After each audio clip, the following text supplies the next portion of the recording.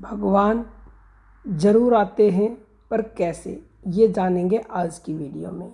संतों ने कहा है, हरि व्यापक सर्वत्र समाना, प्रेम ते प्रकट होत में जाना। अर्थात वह प्रेम से प्रकट होते हैं। आप कहेंगे कैसे? तो चलिए जान लेते हैं एक उदाहरण के द्वारा।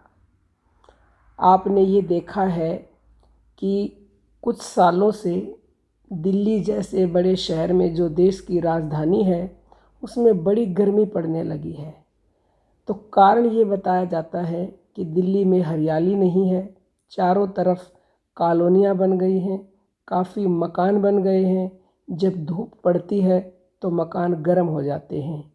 चारों तरफ कॉलोनी के होने से, बड़े बड़े मकान बनने से सारा दिल्ली का जो वातावरण है वह गर्म हो जाता है।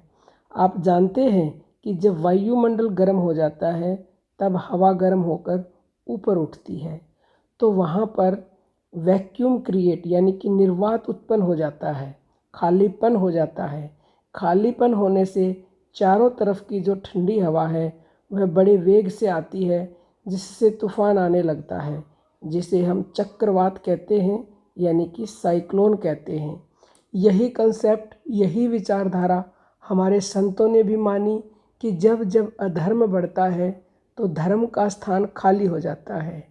जो धर्म वैक्यूम हो गया है, जो खोखलापन हो गया है, अर्थात भ्रम का, ज्ञान का, आध्यात्म का जो खोखलापन हो गया है, उसके कारण एक मंथन होता है। जब आध्यात्म समाप्त हो जाता है, ऊपर उठ जाता है, तो चारों तरफ से धर्म रूपी ठंडी हवा जो है, जो ज्ञान है, जो शांति है, वह बड़े वेग से उस खालीपन को भरने के लिए तत्पर हो आती है। जब जब युग के अंदर धर्म का लोप होने लगता है, तब तब उसकी स्थापना करने के लिए प्रभु आते हैं। जैसे आपने देखा होगा कि जहाँ महामारी फैल जाती है वहाँ डॉक्टर अपने आप पहुँच जाता है या भेजा जाता है, उसकी बुलाहट होती है। ठीक उसी प्रकार जब आध्यात्म समाप्त हो जाता है तो वह शक्ति जरूर प्रकट होती है।